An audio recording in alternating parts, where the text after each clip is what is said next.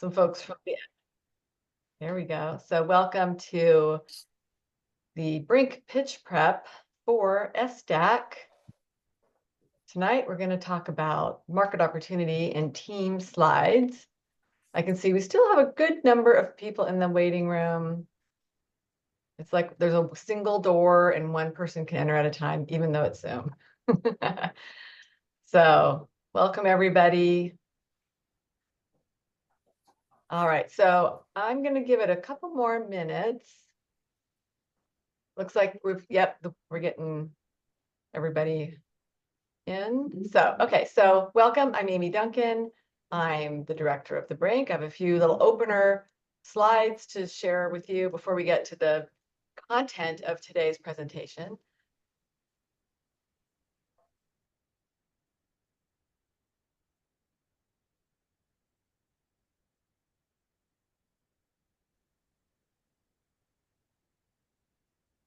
All right.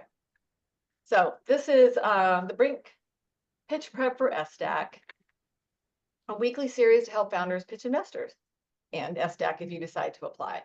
You don't have to apply. You don't have to attend the sessions to apply, and you can attend the sessions and not apply. And so this is week 2, so we're excited to have you on board. Thank you for making the Brink part of your entrepreneurial journey. So as I said, I'm Amy Duncan. I'm director of the Brink, and we have Stephen Flynn is also in-house helping with all of the logistics and behind the scenes. And you probably received a pre-event email, and you will also receive a post-event email with all the links and slides. So tonight, I'm excited to have Amy Cuneo and Maisha Cobb talking about market opportunity and team. We all worked at, I guess now it's called Thermo Scientific. It was called Life Technologies. When I was there, it was in Vitrogen, and it was a small business. It was 300 employees, 250. So it's good to have my friends and colleagues join, and I will introduce them later when they for their talks. So just got to do a little bit of like housekeeping and go over what SDAC is, and I'm also going to talk about the 1-minute pitch. But first, I want to thank my partners here. These are community ecosystem supporters throughout the community. Many of these organizations offer services for founders like you. And so I encourage you to use everything they have to offer, especially if it's free, find what works for you, and just make sure there's a lot of people out there, there's a lot of support. We all know who the founders are. And so when we see you making momentum, it's like we all grab together and we lift you up. So please take advantage of these great organizations. I also must recognize my funders. Of course, we couldn't do this without the funding provided by our federal funds from the Small Business Administration.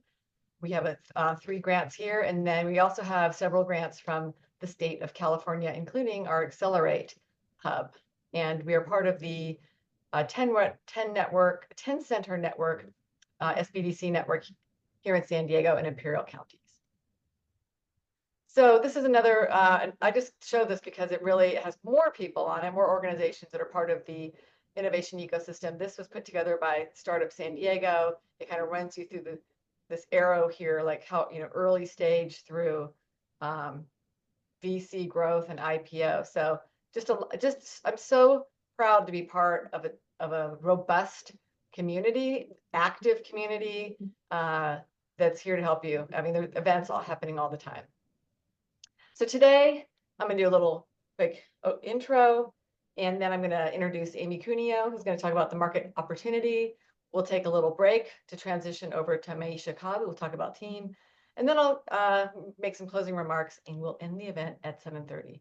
So I'm going to talk about the things here on the right, a little bit about SDAC, what the Brink is, and then tips for the 1-minute pitch.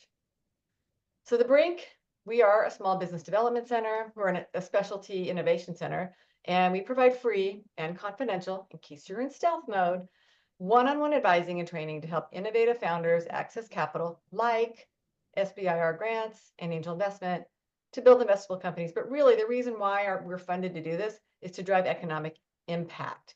And those economic metrics that we have to receive from you to give back to our founders are you start your business, new business start, you get capital infusion, you get some money, you hire people, you create jobs, you start generating revenue. So that's the kind of economic impact we want to drive in our community for a thriving city.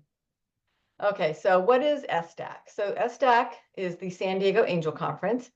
It is a pitch competition where you can win angel investment. So it is an equity investment. It's not free money. The goal is to connect entrepreneurs with angel investors. The angel investors are what they try to do is activate accredited angel investors who invest in the winner. It's hosted by San Diego State University. That's where the big finale will be in June. The Brink Pitch Prep is a training series to train founders to have a really good pitch for the competition. So that's what we're doing right now. It's a weekly training series events. We give you guidance on the pitch deck to prepare you to compete. And of course, if you're attending these sessions, we really hope that you take advantage of our free advisory services. I'll have a link later so that you can meet with a Brink advisor and debrief after each session and see if you're on track or ways you can improve. So just really quick, how the SDAC works. If you look at this timeline below, January and February is the Brink pitch prep portion. It runs up into the application deadline, which is February 27th. The application portal is open now. And then the iTrack kicks off. So that's when the investors all get together, review your applications. They review them without talking to you and vote for, I think it's like 25.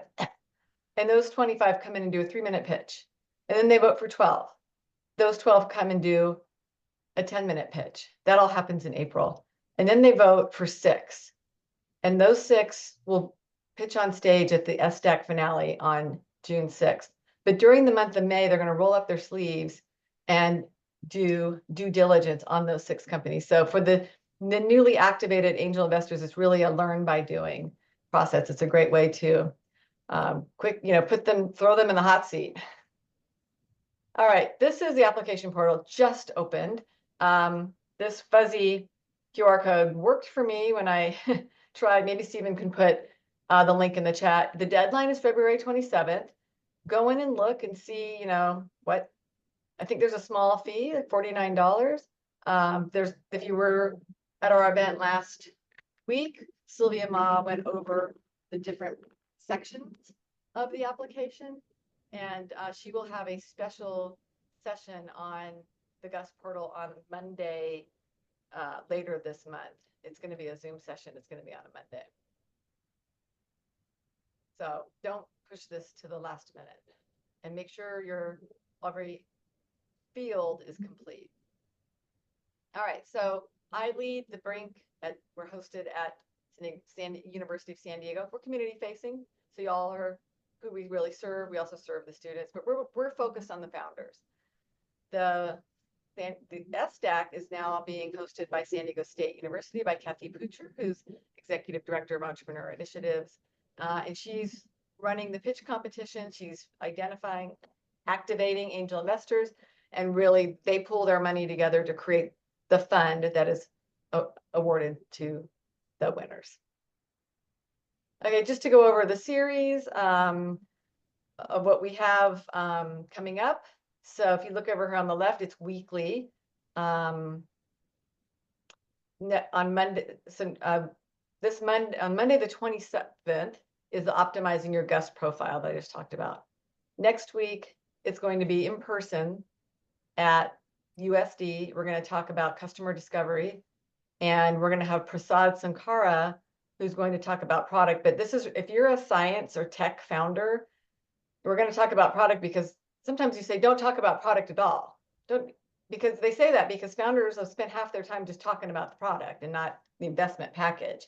But sometimes I come away from a presentation and I'm like, I don't even know what they're selling.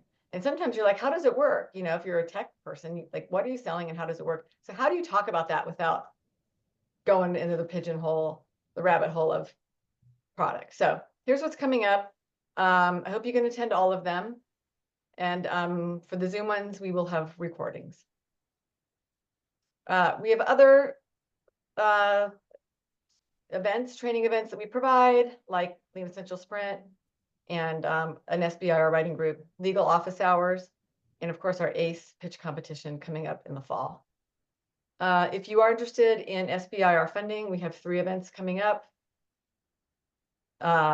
later this month. And one of them we're co-hosting with UCSD Design and Innovation Center. As it turns out, they're having a big open house that day. So that is actually a hybrid event, not Zoom. It's Zoom and in person. So check these out. If grant funding is great, it's free money. So if you don't know anything about it, attend the info and advising session. All right, if you don't have an advisor for the Brink and you want one, you don't have to. Here's how you register for advising. It's free, it's confidential. I know if you're in stealth mode, we won't blab about you unless you show up at an event and like you're wearing stuff. But we can help you review your pitch practice, give you feedback, just do problem solving, and of course, it's good networking. So follow the Brink on LinkedIn. This is how you will hear about everything. Everything I showed you here is at one point will be posted on our LinkedIn page. So it's a great way to get informed. Okay, so I'm going to just go quickly into the 1-minute pitch. So this is sort of a generic slides in a pitch deck. You can Google it. Guy Kawasaki has, I think this represents pretty much what people want to see. You can add stuff if you think there's something going on. Oh, before I forget, I was meant to say this, but if you want, if you want to sort of network on Zoom, you can modify your name, your name that shows up in your square, and you can put your company name there. Maybe you guys are already chatting it up in the chat, but feel free to tell people that you're here and what you're doing, and because you don't want to be on this entrepreneurial journey by yourself, and you can meet some other founders and compare notes, share experiences. Okay, so the 1-minute pitch. So there's two things. We have the pitch deconstruction, which is coming up on that's the last event in February, right before the application deadline. And that is when you can come up in the front of on stage with the microphone in front of everybody and do your 1-minute pitch. And it's like, if you've never done it before, this is a good time to do it. Safe space, everybody's doing it, maybe doing it for the first time. And then we're going to probably do an hour of letting people go and do that. We'll have like 10 judges who are SDAC investors. And they're going to give you they're going to give general feedback about what they heard from the 1-minute pitches. And generally, it's like, I don't, nobody said their company name, or they glossed over it so fast, I didn't hear it. So, and then we're all going to vote for our favorites. And the top 3 or 5 will come on stage and do a 3-minute pitch with slides. So if you want to do that, have your slide deck ready. And then you get one-on-one feedback with the judges. The SDAC investors who are judges will give you feedback. So it's going to be a great event. So start practicing now. Here's some tips. This on the left is something that Brink advisor Benton Moore wrote a long time ago, but basically introduce yourself and your company first. Don't forget that. And honestly, say it very slowly and clearly. So I'm Amy Duncan. Like, what? My name is Amy Duncan. I'm director of the Brink SBDC. So if I say it too fast and you've never heard it before, you might not know what I said. And then get into this whole problem. The problem you're addressing, which is, and the target customer, which is kind of a big wad of problem, solution, market, and customer. You only have 1 minute. Why you're different, what's your moat, competitive advantage. And if you have time, you can say, so on the left, I sort of have like, here's the problem, solution, market. We're targeting this target customer segment first. That's our beachhead. Our competitive advantage, an easy way to say that is, unlike others that are slow and sloppy, ours is fast and well put together, whatever. What's your business model? We're gonna sell direct to customers. And we already have interest from Microsoft. And we have a great team behind us with world-class executives with experience in the field, and then close if you have an ask. And your ask can just be, I need a co-founder, or I need a CTO, and then end it and say thank you. This is, there's a lot of stuff here. Stephen will send the notes out tomorrow. I actually, at the bottom right here, I wrote a little article from SDAC 3 when I was the fund manager, summarizing the feedback that I heard from the pitch deconstruction back then. And it pretty much stays the same. So with that, that is the end of my little intro. Does anyone have like questions quickly before we bring on our first speaker? You can raise your digital hand. Oh, the iPhone has a question. Is that real? Yeah, I'm not. sorry. I'm joining from my phone. I don't know why it came up that way. Sorry about that. My name, this I mean, great overall. Thank you. I actually just have a question because in the very beginning of um the presentation agenda for the entire um like class schedule over the next like month and a half, uh I just wanted to reach out directly and ask, is there any way to be able to attend the ones even in person virtually? Because unfortunately, there's like been a family emergency situation in my life right now where it doesn't allow me to be there right now physically, and I had to travel for that. So, wondering if there's a way to kind of like help maybe those that can't make it to just be set up for success. Yeah, I hear that, and I appreciate that request. And I understand family emergency. I've got something going on with mine right now. Stephen and I have been toying around with the idea of starting a Zoom in the theater, the Mhm. Nexus Theater, where we hold the in-person events. And because we want to record it, and then like we could invite people, but we're not going to host you or talk. I don't know if we don't have a host, you might just be on your own. That might be the minimum that we can do, but it's still better than nothing. So Mhm. let's talk to Stephen about it. We'll probably go down there and do a little test run and see. So Okay. thank you for your Cool. question. Yeah. Thank you. Okay, I don't see any more little hands in the corner. One more. Oh, we got one more. Who's that? Kana. Yep. So for the 1 minute pitch that you guys were talking about, do I need to like register for it, or is it just gonna be, hey, whoever wanna pitch today, come in front of everyone?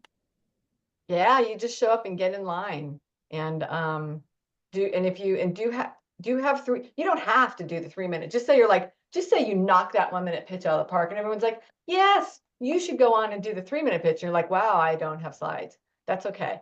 But if you do have slides ready, a 3 minute pitch ready to go. But yeah, there's no, just show up, register for the event. All right, thank you. Okay. All right. So first up is Amy Cuneo, who will deep dive into market opportunities. I know Amy from Life Technologies, and our paths crossed again as new fund members. She's got deep experience in generating market insights, and she's here to share her knowledge and help us with sizing market opportunities. So let's give a nice digital applause for Amy Cuneo. Yay! All right, Amy, this floor is yours. Great. Thanks so much. And I'm really excited to be here. It's one of my favorite topics, market opportunity. Just a little bit about me besides, thank you for the great introduction, Amy D. And, I have spent more than 25 years. I won't tell you exactly how many because I'm trying not to tell people how old I am anymore. I've kind of hit that spot, but more than 25 years of experience in life science, biotech, diagnostics, and healthcare. Started out first 6 years of my career in research and development, so on the technical side. And the last formal role I had in an organization, I was leading an entire marketing organization in diagnostic development. So really my career spans almost every marketing and commercial role and technical role in those industries.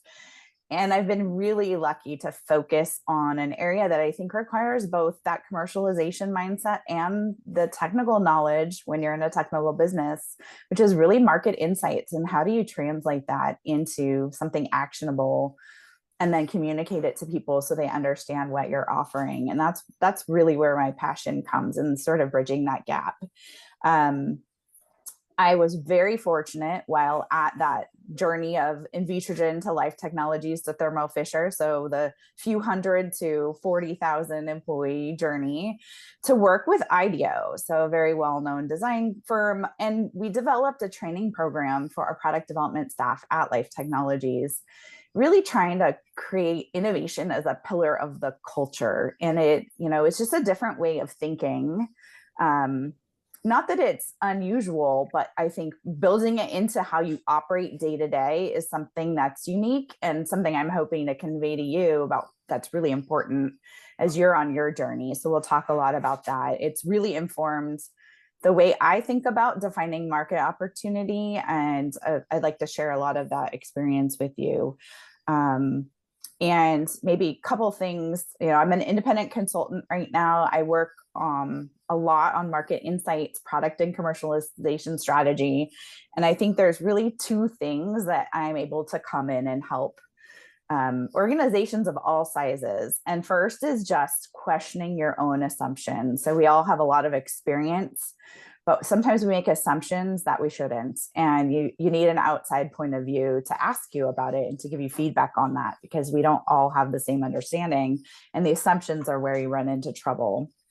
And then really, as a person developing a product, asking simple questions and really understanding the simple things is so critical, because you have to communicate simply. You don't have more than a minute to communicate in your pitch. How do you really distill that down into the key elements of the market, the problem you're solving, and who you're solving it for, and why it's important?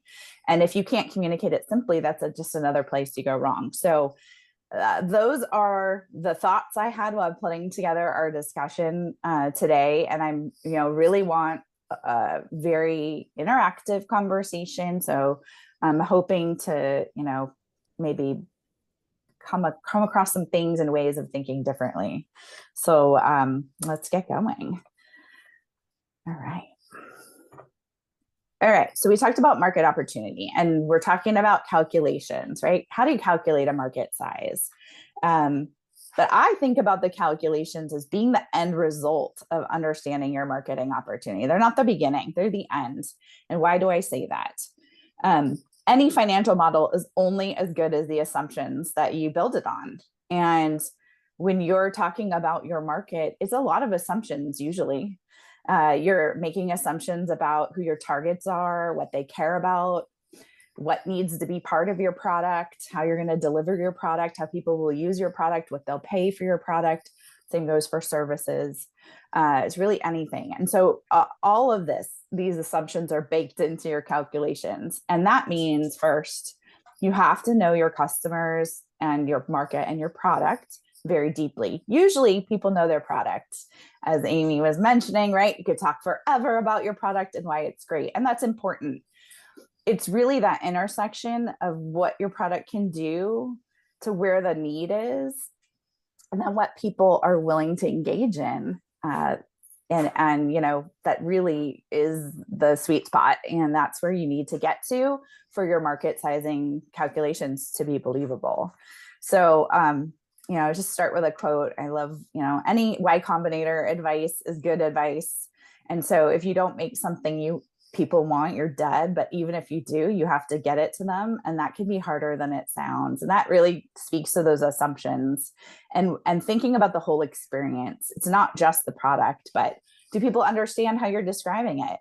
Does it speak to them about the benefit that you think is important and you found is important? Did you get your pricing model right? Do people perceive the value in the same way? Do they have the same experience? And everybody comes with different ways of thinking and feeling. And so that's actually much harder than it sounds. And I know you're all on this journey and understanding, but I just think how important it is to really question your own assumptions as you're putting together your market opportunity. Okay. So just a quick question. How confident are you right now? Maybe scale of 1 to 5, 5 being really confident in your market opportunity calculations. Anybody willing to put it out there? Really confident? Okay, that's awesome. Oh, 5's everywhere. Thank you for being honest. I'm surprised everybody's so confident. It's such a hard thing to get right. And so I think there's so many ways that you might need to go look at your market, your customers, and really get a better grounded understanding in order to create great market sizing calculations. And so when I think about it, you have to know your customer and their problem. And you're going to hear this over the series many, many, many, many times, because it is such a critical step in even being able to communicate what you're doing with your company. Market research is so important. And I think it's, sometimes people think about it as a one-time project, but I feel like it is a constant way of operating. It's not one time. It can, if you look at it the right way, it can become part of how you operate, and you're constantly doing market research. And I think that is so helpful. And especially as you build an organization, building that curiosity and that willingness to question your own assumptions and not always be right, and learn from who you're trying to sell to, and who you're working with for development. It's a really critical skill. And I think it's not easy. It's not easy to find, and it's not easy to keep developed in an organization as you grow. So, really, really critical. Understanding your ideal customer, of course, you have an idea, it's demographics, but it's also behaviors and attributes that help you identify them when you end up trying to figure out how to scale. And they don't always line up to an age or a geography, right? It could be attitudes, it could be perceptions or beliefs. And really trying to expand how you think about your ideal customer can be helpful, because at the end of the day, what we're really trying to do is not just sell a product, but we're trying to get a behavior change, right? Somebody's doing something today and you want them to do something different tomorrow. And how do you do that? It's not always just presenting a product. You have to really understand the ecosystem, what drives people, the wants and needs, as was mentioned on the pitch, but it can go very deep. And that's where the best insights are, tapping into something that really motivates people to change. Of course, knowing the problems that the product or service can solve is part of that, because if there's no need, and that can be aspirational, it doesn't have to be a total problem today, but you need to know what it is, what's going to motivate those changes, or to do something different, or to learn, or to find your product. And those become really important to how you go forward. This is all relevant to calculating a market opportunity. Pinpointing how much your targets are willing to pay for a solution. That's another critical element that goes into the calculation. And value perception is different. I mean, you can model over similar things all day long, but if you haven't gone and tested it, you'll be surprised how that changes. Even if something seems very simple, value perceptions can be very different depending on what sort of category you're talking about and who you're talking to. So understanding that is really important. There can be barriers to adoption. They're really important to figure out before you launch, go out. Talked about the perceptions, the customer experience, everything's great, but they start to use it and the experience turns them away, right? That's a whole nother set of information that impacts usage, which impacts market opportunity calculations. And knowing your customer and their problems will help you get that credible market opportunity sizing. And I'll be honest, as a new fund investor, there are very few market opportunity calculations where you look at it and you say, oh yeah, that's spot on. And it's because of these things. the way you describe your market, your target customer, what they're willing to pay, the usage, and how you figured that out. So if you can have an opportunity to get real feedback from real customers or potential customers, that goes a long way to establishing credible market opportunity sizing that will get attention and set you apart, really. Amy? Yeah, Yep. Are you willing to take some questions during? I sure am. Okay, we have a question from Hari. Okay. You? Hi, thank you very much for taking my question. Yeah. This particular slide, so if my customer base is all fragmented, but I have a very clear idea of their customers. So the patient population as opposed to many different companies competing for the same. But I do need to reach out to them in order to reach to the customer. So how do I think about customers in this context? Yeah. I'll give you an example of the last company I was leading marketing in. It was a diagnostic company with a novel urinary tract infection test, and really, looking at communities of microbes, which is different than how testing is done today.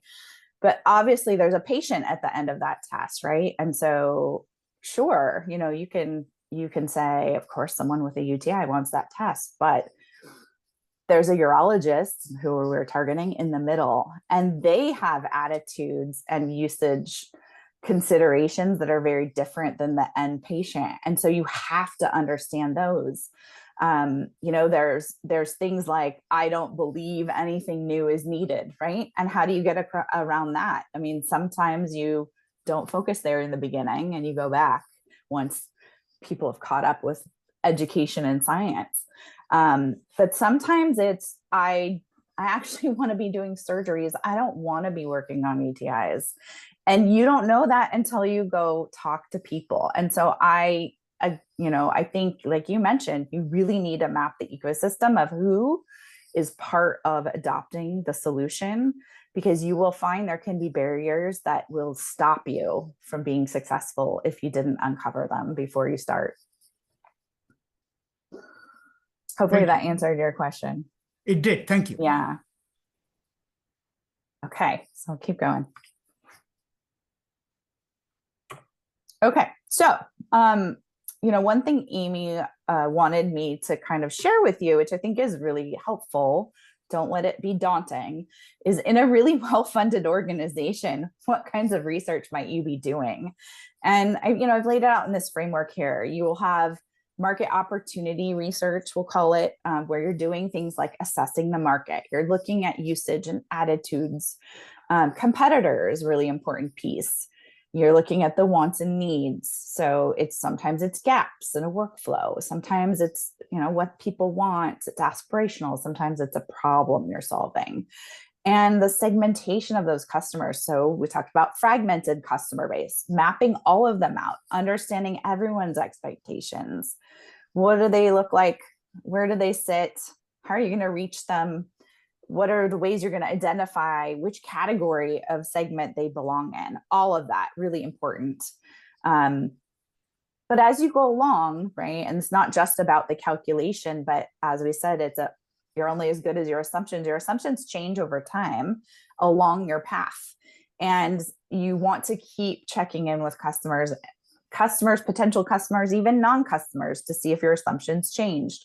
That's really, best practice as you go. So as you're introducing your product, right, you can do exploratory research where you get input into development. You can show people unfinished products and get input before you lock it down, and get really great understanding of your assumptions of the target customer and what they care about, right? Sometimes maybe you'll iterate, or you'll have ideas for something else later, building a longer roadmap.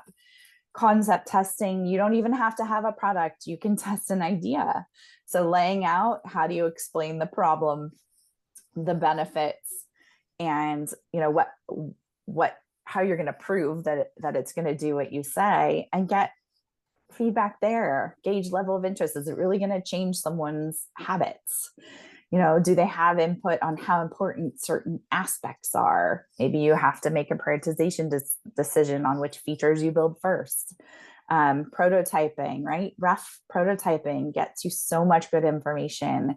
And I think it's underutilized because people are afraid to put something imperfect out. But I think it's the best thing. You learn so much, and you might stumble upon something you discounted because you made an assumption and didn't check it. Of course, pricing studies, naming studies, out-of-box experience. How does this solution get adopted? What happens? All the way through brand positioning communication. You can have a great product, market, and customer segment, but if you can't very succinctly describe what you're doing to get someone's attention, you know, that's a challenge too, and you need to overcome it. Positioning, right? Here we go. And all the way through to understanding how your marketing works, how your brand's impacted. This is what a well-funded organization does in terms of research. Now, I understand that is not accessible to most people and most organizations. But the important thing is your mindset, and you know, where you have the most questions, put some effort into research. And it doesn't have to be expensive and very complicated. In fact, I would say keep it simple. Think of your one most important question, get feedback there, and start there. So what could that look like? So there are many hacks that you can use. So you can provide a concierge experience. So just build for one, right? And get feedback at all stages. Like, it's early. It's not your final product. It's an early version. It's a prototype. You can test with different customer segments, understand what works and why and what doesn't. That includes people you think won't care about your solution. You'll learn a lot from them. And in our sort of training program that we laid out with Life Technologies, we talk a lot about extreme users who have very extreme problems, and you can learn more by watching them and seeing what they do. So a very common example, you probably know the OXO kitchen tools. Everybody loves them. Everybody loves them. But how did they start? They were built for people with arthritis and mobility challenges, because they just, you know, are helpful when you have that limited mobility. But guess what? They feel really good to almost every person that uses them. So it's very targeted, but then it ends up having a broader appeal. And you'll find that a lot, that if you're very targeted and you can really clearly build a product for a need, it'll end up having appeal to more than just that particular segment. It's very common. But if you try to design for everyone, you usually please no one. So it's really critical to have that sort of traceability of problem, customer, and product, and why you're building what you're building, for who and what they're supposed to do differently, and then feedback that they will. Interviewing customers, always be interviewing. Take every opportunity that you can. Customers that you might already have, potential customers, people you think aren't a customer, open-ended questions, right? 5 whys. If you've heard of the 5 whys technique, keep asking why, because you want to get to a real insight that's just about how people think and feel. And they're not necessarily going to tell you that the first time through. It's deep. You want something very deep that you can anchor on. That's that behavior change. And observation is great, right? So watching people use what you're building, whether it's, you know, something digital that you really need to see how people interact with, to a physical product or service of some way. You can launch a landing page, a marketing web page, see who visits, and test out your messaging, change it, see what happens. So these are actually pretty simple ways of starting to get this feedback that are going to make your assumptions for your market sizing much more credible and built on real data. Okay. So why do investors care about the market sizing? Right? We know people want their money back at the end of the day, and it's a good way to gauge, is the opportunity big enough? Do you, the person pitching, understand the problem being solved? who has that problem exactly, and therefore is the team that's pitching focused and credible. All of this, right, is important because most frequently the market sizing numbers are going to change as you better understand what you're doing and as you move through the process. And so if you have a really cohesive story about what you're doing, why you're doing it, who cares about it, and why they care, you can get to that more accurate sizing, and that is going to give you a lot of credibility along the way. So let's talk about the calculations that we need to provide in the pitch. First, just some terminology and make sure we're all on the same page. So TAM, total addressable market. So this is the global market demand. Think about it, it's your target, your aspiration, like who you're building for. It's a big number. And I mean big relative, meaning it's not where you're actually going to go get your first year out. And then we're going to go ahead and refine that down to a serviceable available market. So that's, who you're really going to serve with your current geography and your current products. And that has to do with segmentation. So, you might say, oh, it's all women of all ages, but is really a potential customer, but maybe the first customer is women ages 35 to 50. It's just a, hypothetical, but you really want to nail and narrow down that segmentation when you're calculating the serviceable available market. And then your serviceable attainable market is really based on your execution plan. So what capacity you have, how you're going to market, what is that share you think you can realistically get? So that's more reflective of execution than potential. And as you go through these calculations, each step then refines your focus and builds on that credibility. So your story should reflect as you move through. Yes, we know this is the universe of market that we think we can get, but here's really the first adopters we see, and then here's how we're executing and what we think we can get given the competition that exists. There's really two ways to calculate that total addressable market. And, we call them top down and bottom up. You might have heard these before. Top down is really where you take industry reports, macro data, that has assumptions baked in, but realize it's not tailored at all to your business or model. There are a lot of basic industry reports, market research. In fact, Amy can talk about the Brink and what tools exist at the Brink to access. There's government and public data, trade association data, financial analyst reports. I believe the most important method to make sure you've done the exercise on is the bottom up. And that's where you're really taking customer data and usage scenarios, pricing assumptions built in there. And this is a data-driven model where you're really trying to hone in on the price that people might be willing to pay, realistic customer segments, and then how they're going to use. So what are their usage patterns?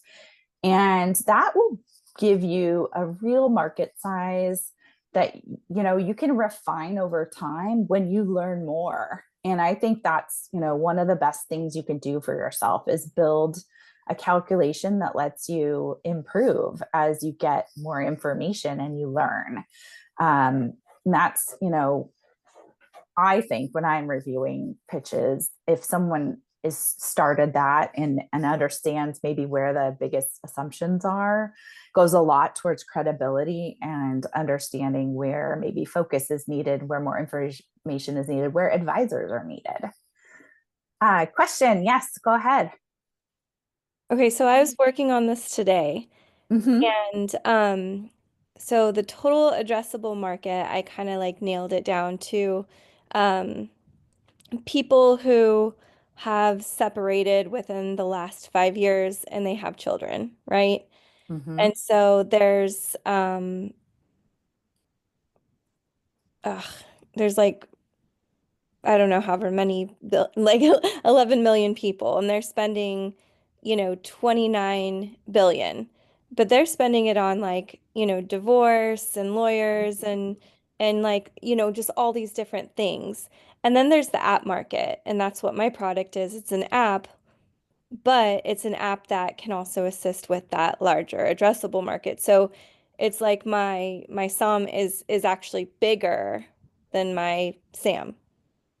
Does that make sense? Your SOM is bigger than your SAM? No. Like, Maybe tell me a little more about that. yeah, so the app market, they only bring in about 15 million, Mm-hmm. right? But the total addressable market does like, 29 billion. And Mm-hmm. I am not just an app, I'm actually expanding. Mm-hmm. Okay. Yeah. So what I would say to think through is, of that TAM that you're talking through, what are you replacing? Because you're not replacing everything. So thinking about your customers, right? They're spending on all those things you mentioned, but they're not going to stop spending on all those areas, right? For your app. But there might be a few areas where that does replace it, and knowing how many of those people would be willing to make a change in what they're doing today as a segment will help you to make those calculations make more sense, I think. Yeah, it's hard because it's almost like before cars, right? Or even before horses. It's like you ride this vehicle to get somewhere.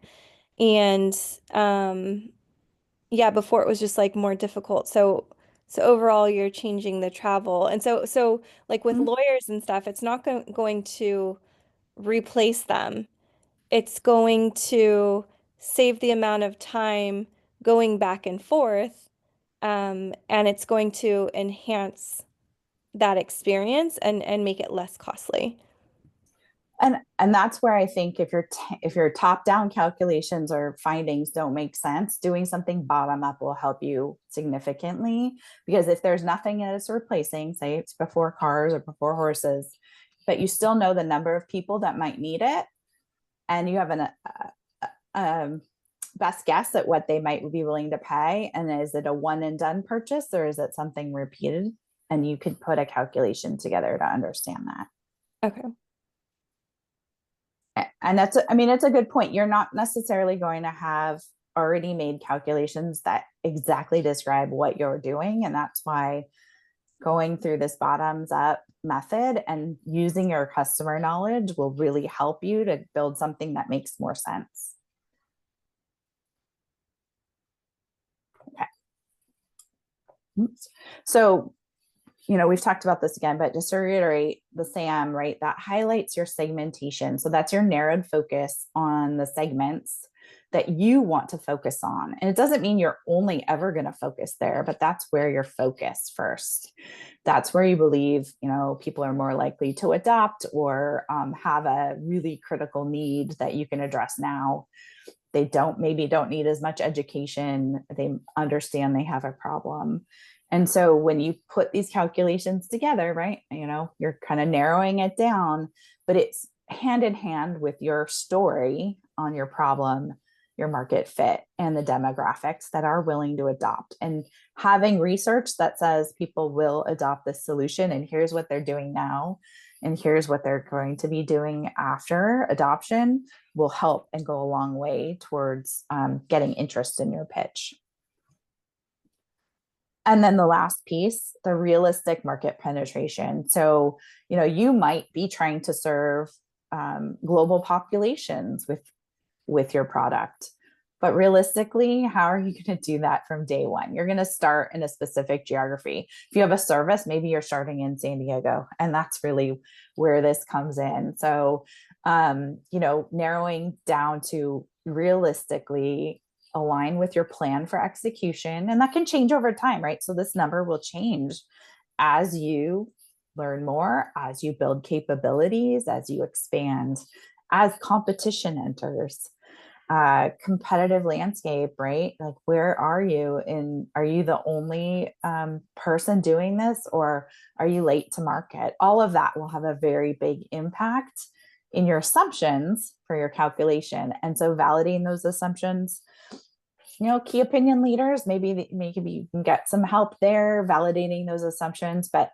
just having a basis for why you think the way you do will go a long way. So common mistakes, overestimating that total addressable market, and I see this, you see this all the time. It's, $100 billion, but it's not taking into account what you're trying to do with your business. So just, kind of be cautious about that. Best practice would be to do both a top down and a bottom up and make sure they're close. Don't ignore market competition, right? And assume you can get all of the market because your product solution is better than anybody else's. We just know there's a lot of dynamics, and usually that's not how it goes. So really important to factor that in. Timing in the market. Is the market saturated? Are you first of its kind and you can't find evidence anywhere that anyone's doing the same thing? That can be a really important part of the calculation. If you say, if we just get 1%, that's an indication that the target is maybe too broad or not as well understood. You really want to be able to describe who that, well, maybe it is 1%, but who is the 1% and why, how do you know they're 1%? And then, another kind of mistake that can happen is if your SOM seems really out of touch with the current capacity and resources you have, or the team that's in place or plan to be in place. So, just kind of think about those things as you're making your calculations for your market sizing. And so best practices, let's talk about those, right? Really are thinking about your TAM that shows your potential. The SAM shows your focus, and then the SOM shows your execution. So they should line up. It's not just a function of people in the world, but what you're planning to do. And so I think, thinking about it that way can help you double check and gut check on your calculations. If you know those customers, the segmentation, the demographics, what their habits and practices are, what are the hurdles for adoption, all through market research, that will go a long way towards validating your calculations and getting attention and credibility. So, of course, aligning those calculations to the problem you're solving, making sure, it's your growth and execution strategy.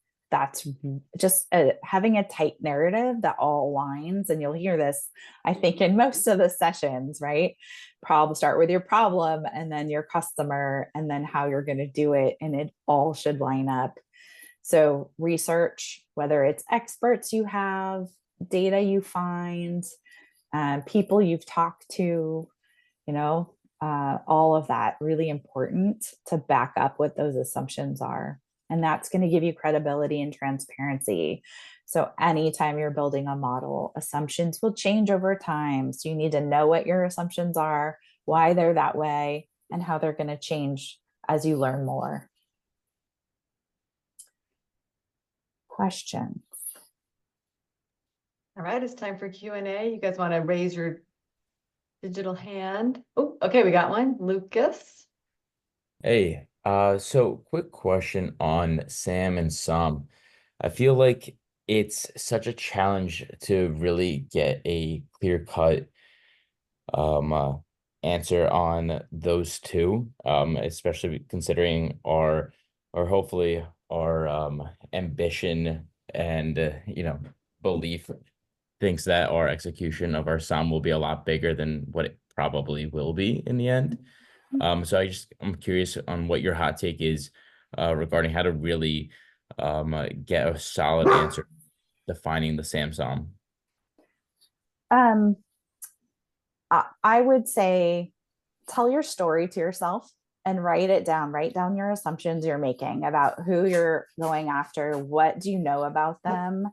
And what are they currently doing, and what's going to change? Because you might find that you can then turn that into data that you can put into your calculation. And if you can't do that, then those are some areas that you want to be thinking through.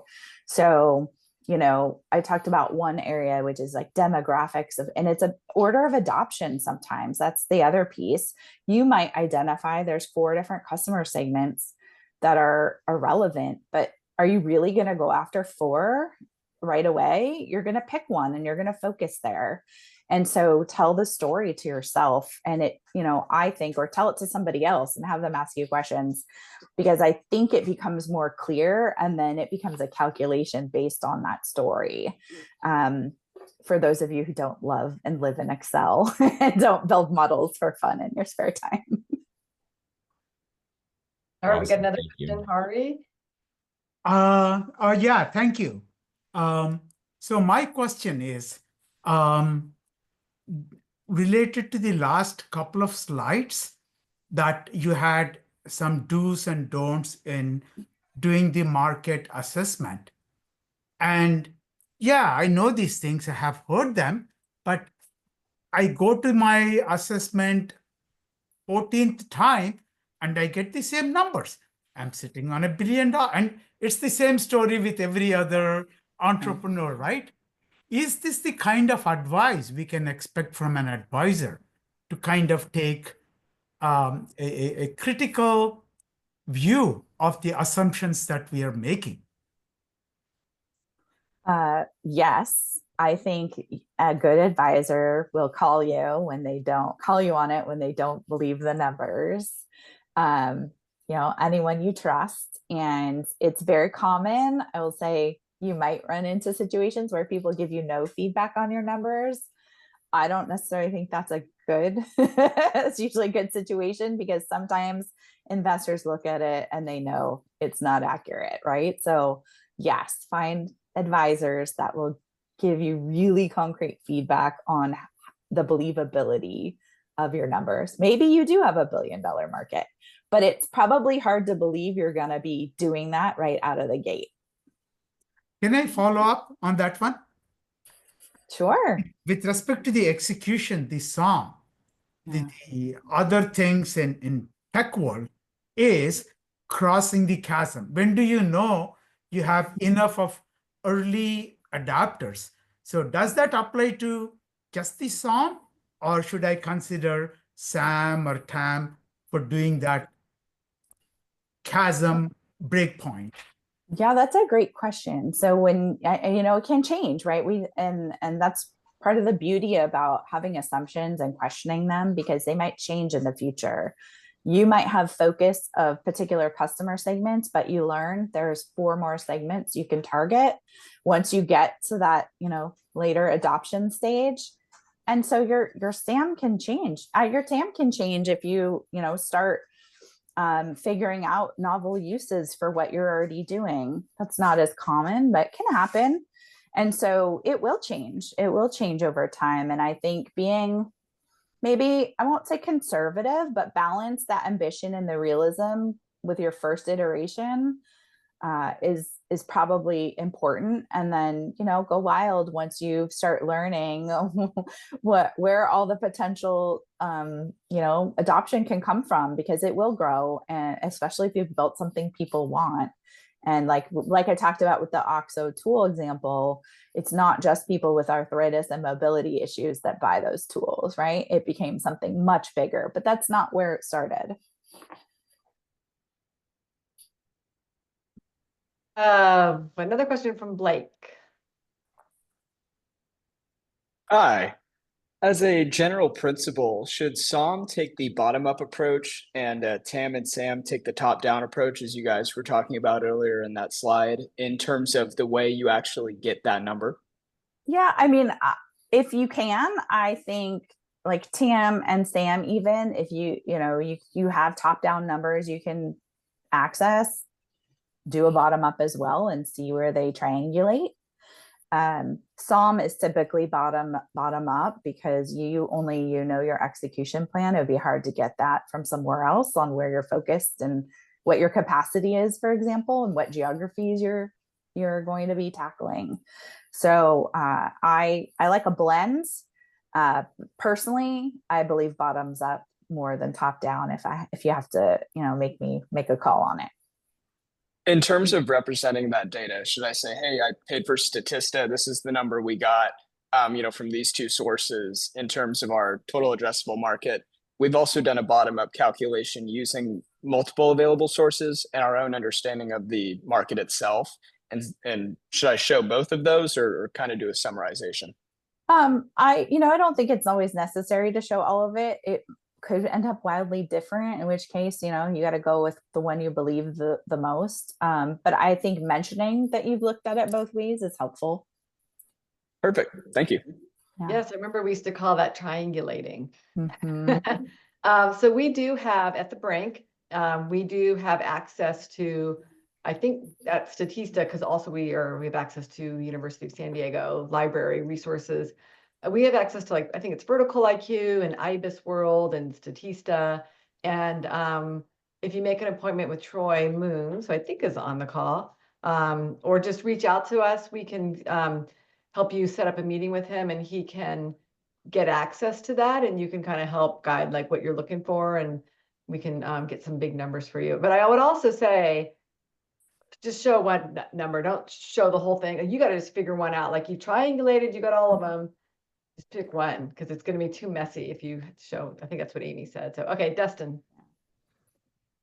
Yeah, so I feel like I said this in person when I was kind of venting, but here we go again. Well, sometimes when you're trying to show like how large the market is, and people are like, "Well, really? Can you dial it down?" But like, is that really the market? And then you do your research, you're like, "Yeah, yeah." But then if you make it too small, it's like, "No, this is the only thing that we're going after." Then it's too small, and people don't like it, but and it's not as appealing, which I know that can be a thing. Like, well, if that's the case, then maybe you should reconsider what you're doing. Like, that's a thing.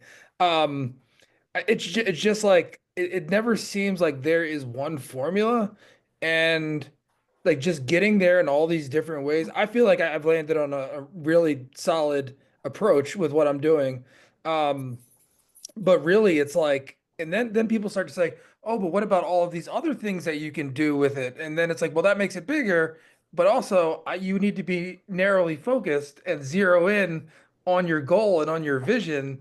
And so, not really a question now that I'm thinking about it, but boy, oh boy, is this it's a frustrating exercise, but it's a really good one.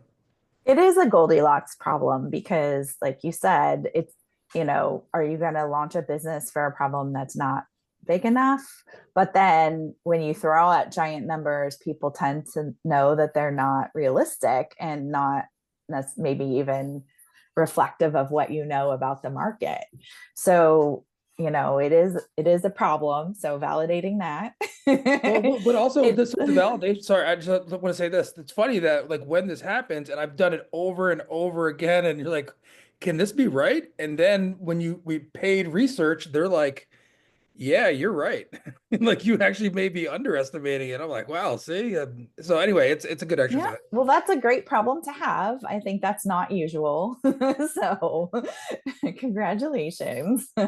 But I think, the important piece that I just want to hit home is the story about why the numbers are where they are and how it dovetails with the problem you're solving and who cares about that problem, who is going to pay for that problem, and how they're going to change their behavior. That story altogether will give the credibility for those calculations.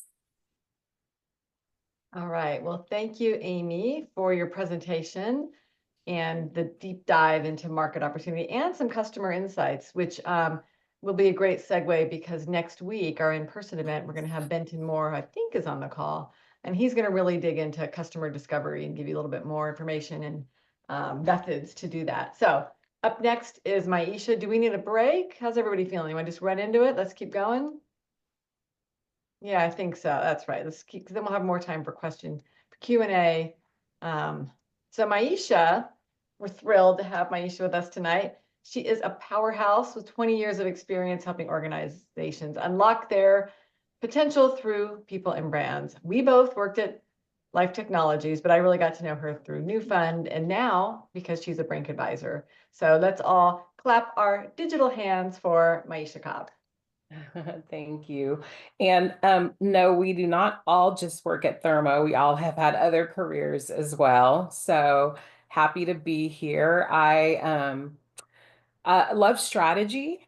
I love, I think Hari had the question about, do advisors give hard advice? I have a couple of folks who I advise who are on this call, and I think they would say to you, yep, I absolutely can push and push, sometimes probably a little bit too hard, but always in the spirit of making things. I see you smiling, Tim. I'm sure it's all in good for good reasons, but all in the spirit of making your products better. But the other part of what I love is people and understanding teams and how people and how they work together can really help you to accomplish everything that you're looking to do as an organization. And so if you think about everything that Amy just went through, and it was a really good presentation, Amy, I was like, yeah. A lot of what she was helping you to think about is how do you get to a good product market fit? And if you think about a lot of the problems that can happen as a team, a lot of problems that happen as teams are happening because we're not aligned on what it is that we're here to do. And so making sure that you start with the right problem becomes the center of things. And we're going to talk a little bit more then about your team itself and how do you make sure that you are bringing your best. So I'm gonna operate a little bit differently than Amy, and I have 3 slides that are a case study. So you're gonna have to listen in a little bit and follow along the case study. And I know a couple of you are on your phone, so I'll read it. But what I'm going to do is I'm going to walk through a case study of something that is very likely to happen during a pitch. And I just want you all to think about the different areas that you believe might be a red flag for an investor. So let's start. Background. Taylor is CEO of Chlorasol, and Taylor's been working on innovative sanitizing products company, an innovative sanitizing products company aimed at revolutionizing the disinfectant market by using AI, because AI is everywhere, AI-powered systems to choose and spray the right disinfectant required to clean your hands as well as hard surfaces. So Taylor has recently recruited Drew and Pat to join the team as CFO and COO, so that's Drew, and head of product development, which is Pat. Together, the team brings 6 years of microbiology experience to the company, and they've secured a meeting with a prestigious angel investing firm to pitch their idea. Okay, so here is their team slide. So just want you to take this in and think about what could make this better, because in your pitch, you're going to have one team slide and you want it to tell a story. And so we have Taylor, we have Drew, and we have Pat. And they all kind of list a little bit something that's important to them. So Taylor says, as a founder, it's my passion to get market traction. And Drew says, nothing matters more than world peace. And Pat says, my passion is spending time with my garden. So let's go into the meeting, the daunting pitch. So the team arrived early at the meeting room, visibly tense and not entirely in sync with each other. So the room is set up for the presentation, and across the table sits an investor named Kai, who has a reputation for being tough but fair. Taylor is introduced as the founder and the CEO, while the other team members are only introduced by name. Taylor starts the pitch, but things quickly take a turn for the worse. Taylor drives the conversation, and even when questions are directed toward Drew and Pat, Taylor steps in to answer, often contradicting input from Drew and Pat. As the questions get tougher, the team members begin to debate the status of the product. Taylor responds that they know that the product works. They just need the market to understand it. When asked about equity, Taylor mentions that she has 98% stake, while Drew and Pat have 1% each. All right, so I'm going to stop reading there, and I would love to get some feedback from all of you on what are some of the things that might be a red flag for an investor that is observing Taylor, Drew, and Pat. What are some things that might be red flags? Thank you, Chris. Team not aligned. Do you want to come off and tell us what you mean by that? I guess I have to now. Only because I know you. Other people, I won't do it, I promise. Yeah, I mean, like from the story, like it's very clear, right? Like when you step into a room, especially with your team, you should be aligned. If you're not aligned when you're speaking about your product or your business, then that clearly shows that you all have different visions of what it is and like what the future is or what the present product is and like the problem you're solving. And if I think that goes for anything, right? Like if you're trying to tell a story of whatever it may be, and then there's two or plus people trying to tell the same story differently, then which one's the correct story? Yeah. Right. Yeah. Yeah, it's a big indication of not being aligned as a Yeah. team. Absolutely. And then I see equity split means the team may not be equally invested. And Right. a couple of people thumbs up that one. Anyone want to comment on that? Yeah, I can chime in. Hey, everybody. My name's Adrian. Just hearing that it was a 98% was held by one and then 1% to each of the others, even though it was still at such an early stage. Typically, you would see a slightly more balanced or equitable split, especially since you're going to be really working without any sort of profit for a while. And that's, essentially your motivation to keep going and putting in those long hours and grinding. And it makes it easy for those team members to feel like they can peel off from the project and they don't have much of a stake in it.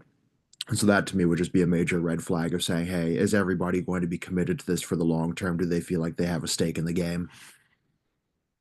Yeah. It's really hard work building a startup. And if people aren't committed, then you're going to have problems. Amir.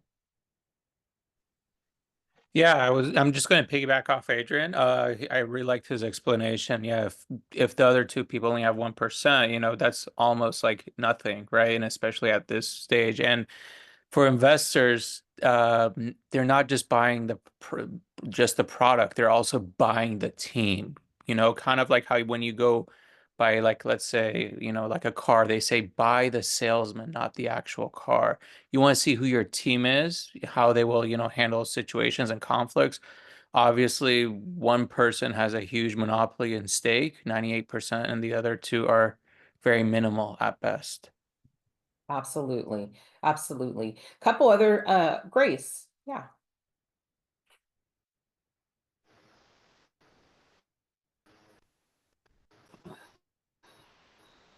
Can't hear you, Grace.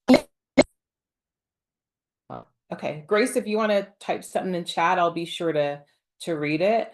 But going down, a couple other really good points. If we go back to the team slide, a couple people noticed that we have the same background. Everyone is in biology. Everyone's in biology or microbiology, which would suggest that we don't have a whole lot of diversity on the team. And so we also, I think as Amir was just mentioning, we want to make sure that we are having the best team that's put together, which means we want to have some diversity in who's at the table. Definitely not aligned or have clear business objectives. And then Shannon, she doesn't allow them to do what they were hired to do. What does that mean? If you want to come off mute, Shannon. Hi, can you hear me? Yes. Well, it seemed to me that even if they do have different backgrounds, you can have a different specialty in biology, even if you all have the same biology is just a general term. So if they were all hired to do a specific subset, you would assume that they would be the expert in that avenue. And so if the investor is asking them questions, then they should answer. So it's almost as if whatever they're hired to do, she's kind of discounting, and almost coming off more like she doesn't quite value their input or what they need to do and their contributions. So it doesn't really make her look like somebody who can take like either feedback from an investor or feedback from anybody really, or to trust the people that she's bringing on board. Coachability is such an important piece, and I didn't put it in the summary, but thank you for bringing that up, that investors are looking left and right at, is this someone who is willing to take feedback? And will they integrate that feedback? Because again, as Amy was mentioning, this is a numbers and a risk game in getting new businesses to get to market. And you got to be willing to experiment and take new information in and be willing to pivot, or you're going to perish. And so, yes, that coachability is huge. Thank you for that. Hari. Yeah. There are multiple things here. I agree with most of the comments, but with respect to equity, should it be based on what the person brings to the table? And you have not, this slide or any other slides do not say anything about what Drew does for CEO, what Pat does for building the product. So the 1%, I cannot agree or disagree with what people are saying. My position is it should be comparable to the value each person is bringing. Or am I missing something?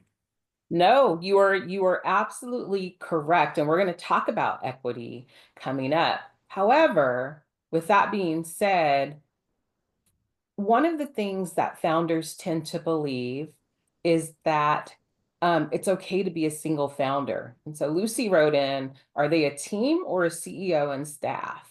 And if you are a team and you have co-founders, then you probably want to be compensating them, especially in the early stages of a company. You want to make sure you're compensating them in a way that makes them feel like they are invested in the organization. And 1% would suggest that there is a single founder who's telling everyone else what to do, which isn't necessarily a favorable thing when you are pitching a startup. So that's why, Hari. Amir.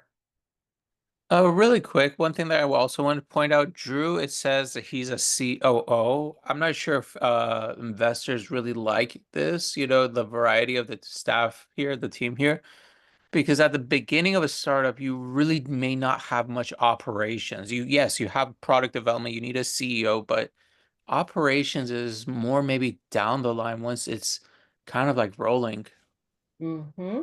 Yeah, so if we look at the team slide again, there's not a whole lot of rhyme or reason to who's on the team. They all share different backgrounds. And we talked about this being an AI company, and I saw this in someone's comment, but you don't have anyone who really brings in a computer science or technical AI background as well. And so all of these things are going to be red flags. And to your point, do we have misalignment in what we are calling people in this early stage? And all of it would suggest that you're a company that's not quite ready. So very good feedback. So let's move forward and let's see what the investor said. So I think you all got most of the things right. So we're missing co-founders. Co-founders are really important because there is no lone wolf in innovation. The best innovative ideas, the best problem solvers, it all comes from people bouncing ideas off of each other.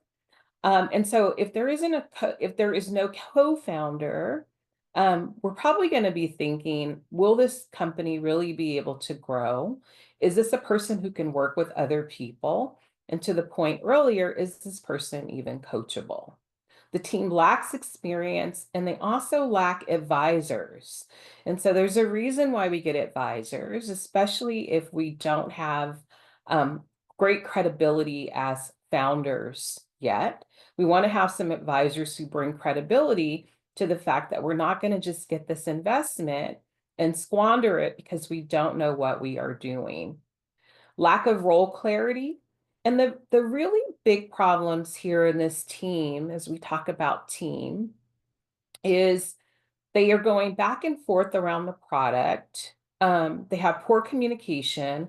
So it feels like they have internal conflict that they're now bringing to light in a meeting with an investor, which is not good. And then we already talked about the low equity and the misaligned vision.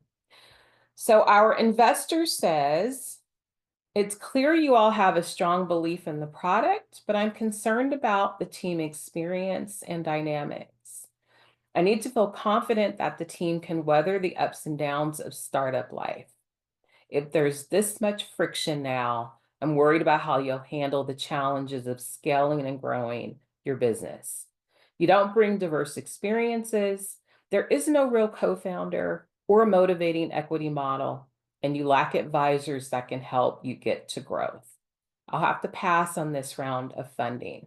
Not the words any founder wants to hear. I'm going to have to pass. It's so hard to get these meetings with people who want to hear you pitch. And it's really tougher to get back in a second time. So that's why we're all here in these sessions thinking about how do we put our best foot forward. So let's start with team and what you should be thinking about as you are building a team. And it's never too early to think about your team. I know a lot of you are probably single founders right now. But I want to encourage you to even start thinking about who else could be a co-founder with you and where might you find that co-founder. And what other dynamics and values do you want for your team? So the most important thing for us to think about is composition. We need people who are not bringing the same thing that we already have. Otherwise, why do we need them? We want people who are going to bring complementary strengths. And I always love people who bring different ways and perspectives, ways of thinking and perspectives. And so from an investor perspective, this diversity of skills means you're going to be able to execute. And this is your ability to execute, really to see problems from different angles are going to increase the likelihood of you being successful and also resilient. So imagine for yourself, if something happens to you and you're like, oh, I want to give up. If there's other people around you to say, no, let's look at it this way, it may help you to bounce back. So that's why we care about composition. But we also care about cohesion. And so how did the team work together? And how are we able to weather the storms? And so this is a place where if you already have a team, it's important to think about your values and what are your values as a team? What are your values as an organization? And communication. And so how do we build trust and make sure that that trust and those strong bonds come through so that people know we won't bust under pressure? And then the final is around commitment. So how can we show that we are able to take failure, to learn from it, and to be able to pivot, because this is an indicator of our ability to scale. And so making sure that you show that you have thought about problem solving. So we just went through a lot about market opportunity and honing in on the right target audience. One of the reasons that is probably overlooked for you to get to the right target audience is it's a key decision that you are making as a leader or a leadership team. And if you can't make a decision about who do you hone in on and say, this is the group or the person or the ideal kind of people that we're going to be looking at, it's going to make it really hard for you to make other decisions that are going to be needed for you to adapt to any changes that happen in the marketplace. So this is building your A team. Okay. And then when we think about the team slide, and this is what's getting into what you will need for your pitch. When we think about the team slide, better blueprint. So the other thing, no one had their last name, right, on the other slide. So you see now what we've done is and they had very wonky stories, right? One person cared about his garden, the other person cared about world peace. So here, a better formula is to make sure that you have the names and the different backgrounds of the folks. We kept our COO, but we've now made a CTO. And we now have Pat with engineering experience, Drew with an MBA background, and Taylor talking a little bit more about her AI and virology experience, which helps. And she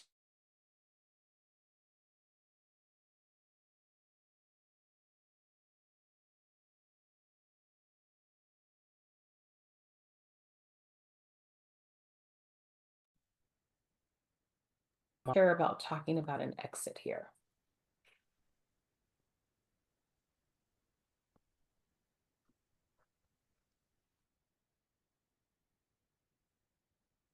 Any thoughts?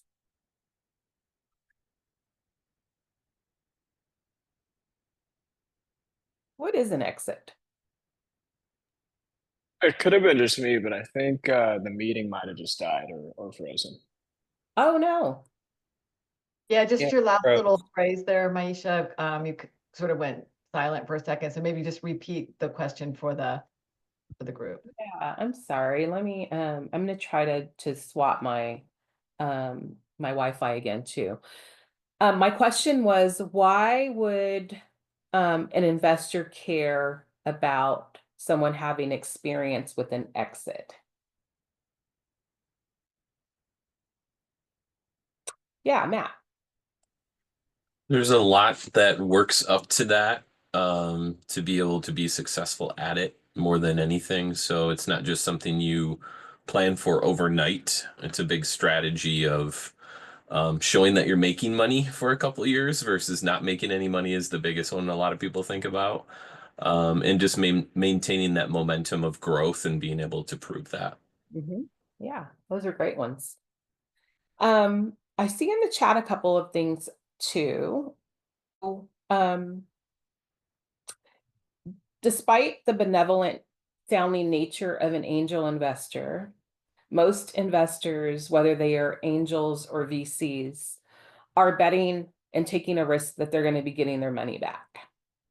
And the way that investors get their money back is when you have what we call a liquidity event. So someone else invests in your company and your valuation goes up, or you sell your company for a set amount of money, or you IPO. Those are all events that would signal an exit. Someone else buys you. All of those things are exit, which suggests that we're going to be making money back. And so it's really hard to bet on a CEO that does not have any exit experience because we believe they won't have seen enough for them to be able to get to an exit.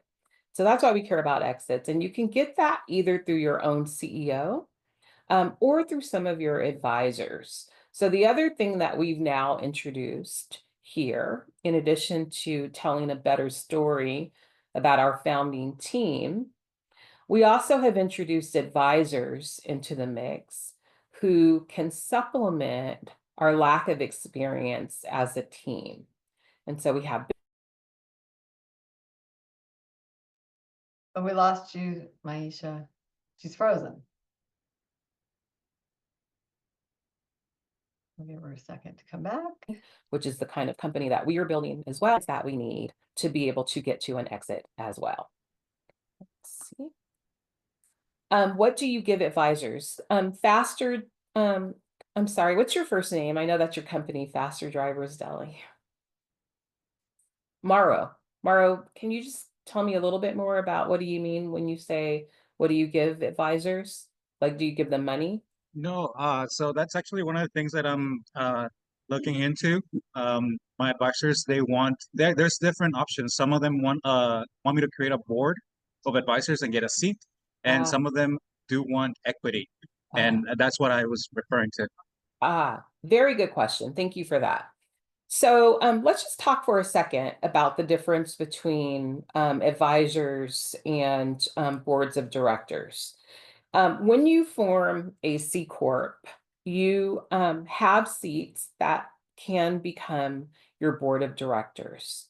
And you want to be really careful with giving up those seats because you know those companies that you hear about where all of a sudden the CEO got thrown out?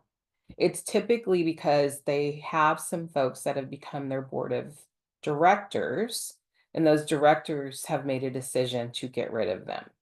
And so you want to make sure that if you are giving up board seats, it's either mandatory because of a lead investor who's giving you money, or there is someone that you really believe is going to be helping your business go to the next level. An advisor, on the other hand, is someone who you can bring in to help give you advice and help get you to an exit, but they don't necessarily have a formal board of directors seat. And sometimes individuals will give advisors some pieces of equity in exchange for their advisement. So yes, that is not unheard of, Mara. What's the percentage though? It varies. When I've done it, it's been pretty low. So this is if you think about business plan, business strategy, your long-term goal of exiting, if you're giving up too much of your equity in your company to individuals who are not making substantial impact or making substantial investment, you're going to quickly dilute yourself as a founder. So you want to keep as much of your equity, especially in the early days, between you and your co-founders versus giving it to outside folks. So I would say probably no more than 1 to 3% you would want to be giving someone. Kana. Hi, so I only have mentors. Is it important for us to have advisors and put that on the slide instead of mentors? Yeah, what do your mentors do? I have a lot of mentors. It comes from kind of like a technical background to more of a business strategy to finance, and there's a lot, but they each have different experts. I would encourage you, if they have a substantial amount of expertise, Kana, and they are people who can add credibility and show some diversity in your team. Maybe you can ask them if they would be willing to be more formal advisors, and they may not ask you for anything in exchange for that.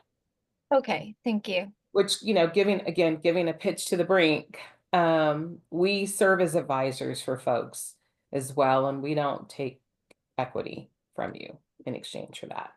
All right, thank you. Yeah, you're welcome. What's the difference between them? So I think about a mentor as someone who I go to and maybe they're giving me life or career advice. I think about an advisor as playing a more active role in my business and helping me to be able to set the pace for being able to move forward and get to the next milestone that I have. They may put a little bit more pressure on you. They maybe have a little bit more business knowledge versus mentoring, which to me can be a little less formal. So that's how I think about them differently. Okay, so let's talk about equity. Any other questions on the better team slide before I?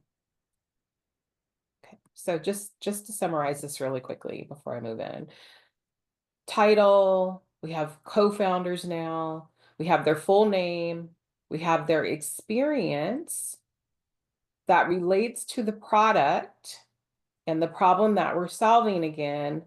And then we've included advisors who also bring credibility to the fact that we're going to be able to not only scale, but probably exit as well. Okay, so we've picked the right team. All right, so then when we get to splitting equity, how many of you, there's 3 ways that we can think about this. Wait, before I move forward, Adam had a question. Is there too high of a number for team members or advisors to list on a deck early on? You know, if these are, I would say, Adam, as long as they're people who are really contributing to what you're trying to do, then I would include them, but don't just put bodies in there to make it look like you have a big team. Because it may start to raise questions about how are you compensating these folks and keeping them all motivated, which could open up a different can of worms. So mission critical folks who are helping you solve your problem and get to your exit would be what I would say. Okay, so on to equity. There are 3 ways we can think about splitting equity, and Hari kind of started raising this earlier. One way is to do an equal split. So all of the co-founders get the same amount of equity. Value-based split, which is, all right, well, whatever we are contributing to the business. So sometimes early on, you still have a job and the business is on the side for you, but maybe someone quits their job and starts to devote more time and more capital into the business. That may be right for a value-based split. And then a market rate split would be, well, let's just kind of base this on what the title is that the person has. And whatever the market rate would be for that title, that's what we would give people. And so the market rate split is probably what Taylor was taking in this one versus an equal or a value split.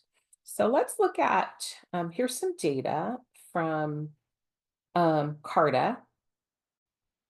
And what this data shows, going back to Hari's question earlier,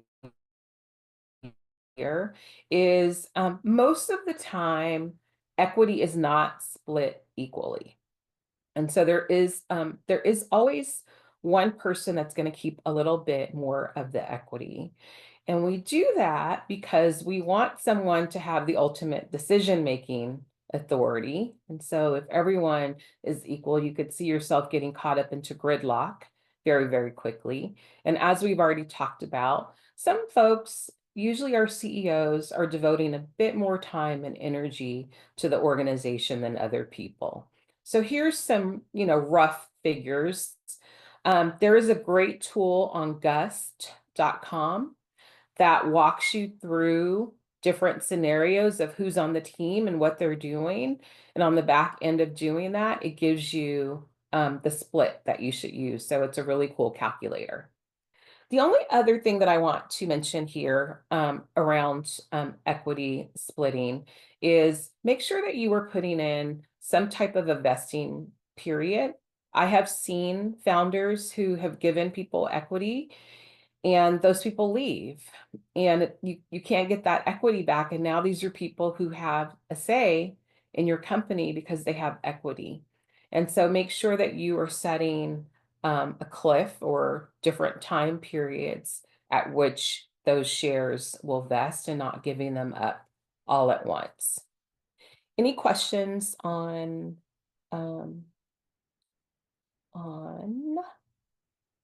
splitting equity? Maisha, I have a question. So, for example, a position I might be in could be, as a company, I got a co-founder or 2 or 3, whatever it may be, and then you give them a percentage that you both feel like is fair, but then maybe later you don't anymore, and you want to change that, whether if that's less or more. How That something might like be a that? legal question, Chris, because you're saying like maybe let's go with the 2 founder scenario here where you have 55% and someone else on your team has 45, and maybe later you're like, I want you to now only have 30 Mm. and I want to have 70. Is that what you're saying? Yeah, or you go up to 47 and I go down by 53. Yeah. Yeah, that one I think may have to be for our legal hours.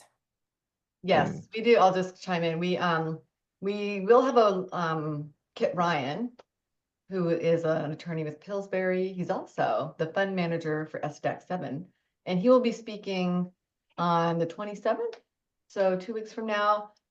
And he can address like these very, very legal questions. And then also We do have he has legal office hours, and we can set you up with that as well. So we have lots of options for Well, making sure that legal information. Yeah. yeah, and also like during investments, for example, say you're investing and I don't know if this ever happens, because I've never been funded yet, but um, say an investor likes your team, but maybe feels that a co-founder deserves more or less. I don't, I don't know if that's ever a question either, or I don't, something that comes yeah, up. I don't know if that would happen, Chris, but I can tell you that once you get an investor, your shares are going to be diluted. Mhm. So you can that may be the place where you can do some of that. But Mhm. think about these options as a contract, Mhm. right? And that's why I think it's a legal question on how do you revise that and what does that need to look like? Mhm. So that's why you got to be careful in the beginning with just it's not monopoly money, right? Right. This is your company. And you got to think about like, I'm giving people a share of my company and you want to be real deliberate. Hi, Lucas. Hey, Maisha. Quick question. So a 1-year cliff for your vesting schedule is, most standard thing that you hear. But I'm curious if, in a investor's point of view, if you divert from that standard 1-year cliff for your vesting schedule, if it's viewed as a red flag in any way. Like, what would you be trying to go lower and say, let's say your vesting period is 4 years and every year it vests. Would you be trying to go down lower than that or higher? Or it's like a 6-month cliff. Mm. And why would you do that? In particular for my situation, me and my co-founders, we launched a kind of a not the same business, but we've been working together around the same idea, and we kind of dissolved that model and kind of repivoted to something different. So the conversation was like, we've been working on this for the general mission for quite some time now. So it's like, does it make sense to still have the same 1-year cliff? I guess my question would be, Lucas, if you're still committed to the company, as co-founders, then does it matter if it's a year or if it's 6 months? To me, it would just smell of someone looking to get equity Yeah, and potentially leave and yeah, exit. makes sense. Yeah, so I'd be careful with that. Yeah. All right, any other questions on this? I'm gonna wrap up here. Okay. All right, so final takeaway. Oh yeah, Hari. When you were talking about the equity on this slide, you were mostly focusing on how much effort each person is putting in this new venture. And I was thinking of an alternate approach if the better mousetrap that we are trying to build, somebody has 60% intellectual familiarity, ability to solve the problem, the other to have only 20% each. So it's the outcomes, but not the effort, the time that they're putting. Does that make sense? It does. It does. Yeah, keep going. No, that's all. That's the question. Yeah. It does and it doesn't, right? Because so let's say you're CEO. Are you CEO of your company, Hari? Yes. Okay. So let's say you're CEO and the mousetrap, to use your language, that you're looking to build, I know how to build it really well. And I come in and I say to you, Hari, I know you're the founder, but I need you to give me 60% equity. Are you going to do that? Well, I took the product development as an example, but what I really meant was to succeed the company, for the company to be successful, somebody is building the mousetrap, somebody is selling the mousetrap, for example. So if somebody comes and says, I can sell the mousetrap better than you. And now we have 3 people. Mm-hmm. You for building it want 60%, somebody for selling it want 80%, and I thought of it, I'm at minus 30, right? So it needs to incorporate all aspects of making money. That's So what I have in mind. yes, I totally agree with you, which I think is what folks were mentioning when we were on the case study that I brought up, that you got to compensate people to want to stay and work hard for you. However, if you are the founder of a company and the kind of main founder, you also have a duty to protect your company. And so you have to think about splitting that equity. I would say you probably want to keep and reserve the most equity yourself, and then you want to split up the equity however else you want based on what people are contributing. So I love your idea. Who is contributing to getting us to market? Absolutely want to compensate them, just not more than the founding founder. What did you mean by keep some in reserve? I missed that. The rest of Yeah, it, you can, great, you I can, understood it. yeah, or you can keep that. Keeping it in reserve could be you're keeping it yourself, and then you have it to be able to dole out to others later.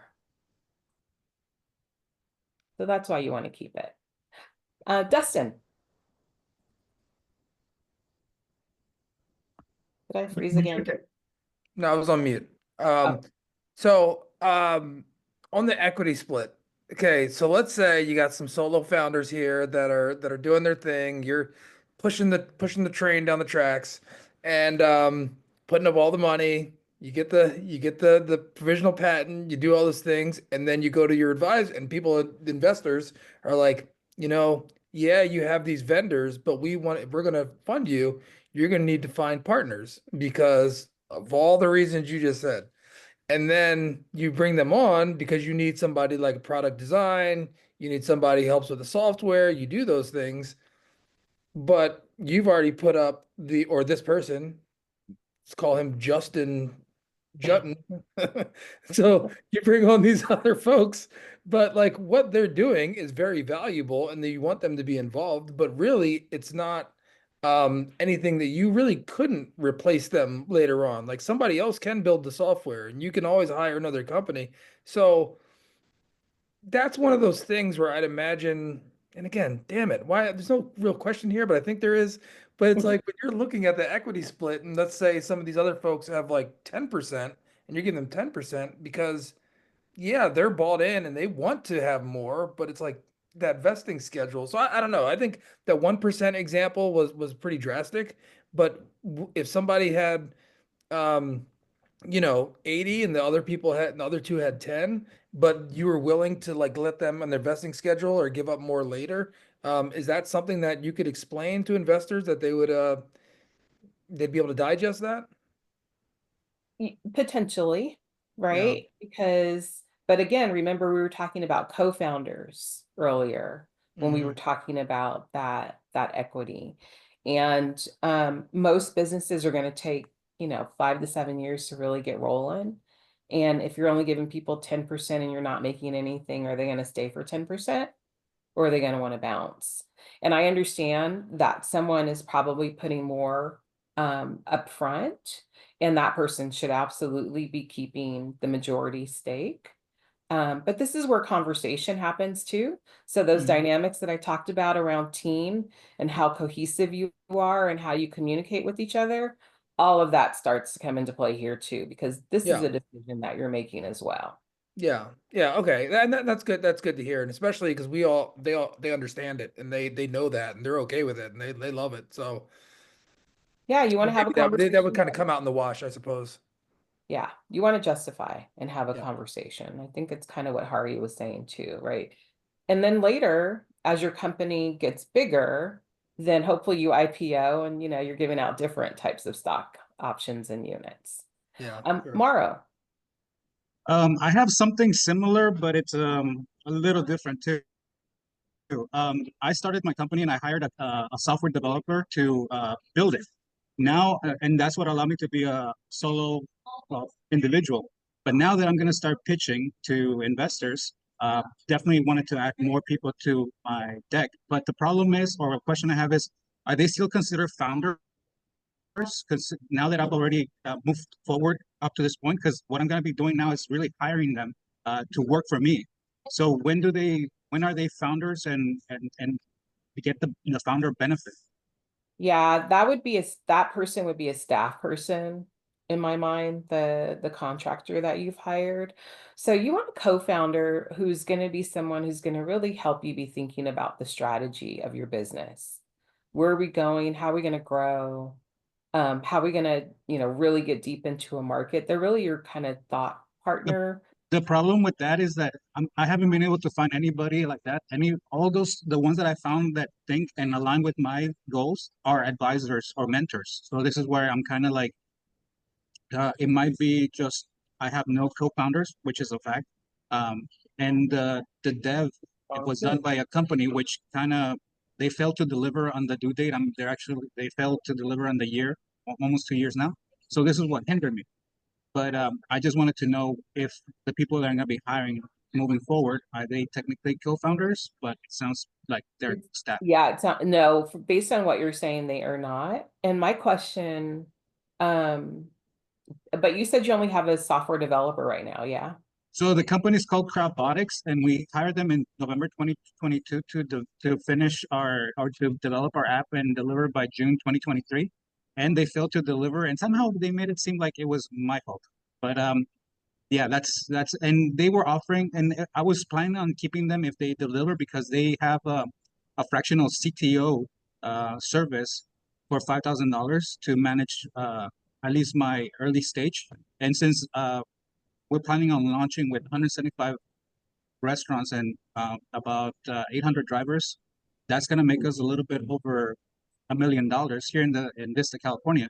And the cost of goods is about $400,000 if I go the traditional way. But fractional CTO would have been great, but they really did a disservice to themselves. So I think you're talking about many, many, many things here. So let's dissect a few of them.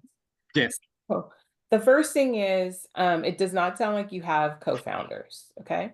But then you started kind of telling me, which I don't think you want to necessarily go into that story with investors, because I'm like, how are you allowing someone to go a year off deadline and not making a different decision with them?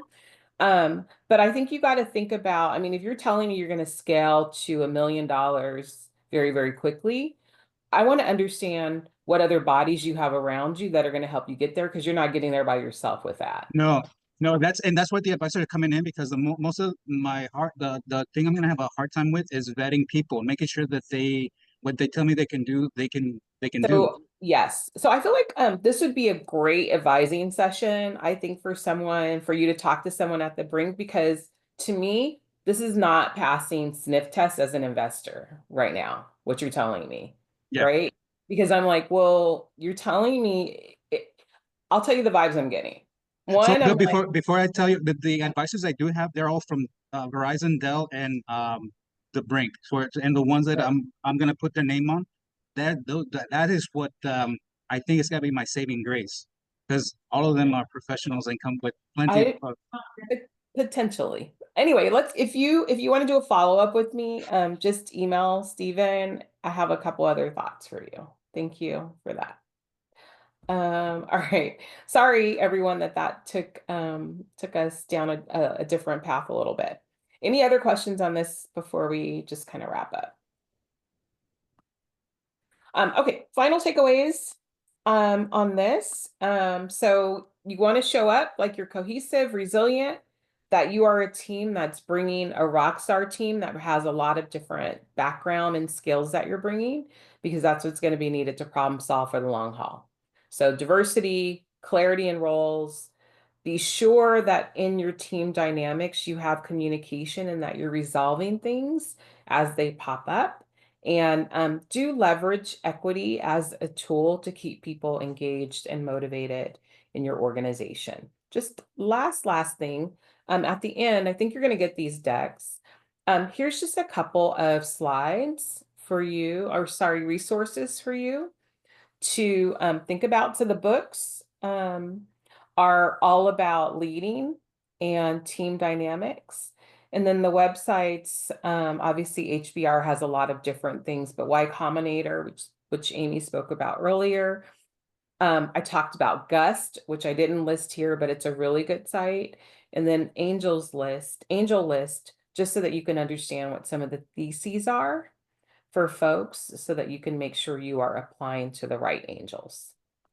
All right. Thank you. Awesome. Thank you, Maisha. Thank you for, I love the engaging session to go through the slides and kind of ask what's going on with the slides. And then also thank you for the teaser on the equity split. We knew those questions would come up. We do have the legal session. Let me just, review what's coming up so that you can make sure not to miss it. So next week is going to be the 22nd. Customer discovery and product. Like I said, Benton Moore is going to walk through specific methods on how to do customer discovery. And Prasad's going to talk about the product slide. Too much product, not enough product, how much data. It's going to be, he's a drug discovery expert or had experience in drug discovery. So a little bit of life science bias there, but still anyone with technical product, I think it's going to be a good session. And then the Monday after, what is Gust? If you don't know what it is, check in with this. It's gonna be on Zoom. It's a Monday. Sylvia Ma is gonna show you the back end and what your stuff looks like when it goes into Gust.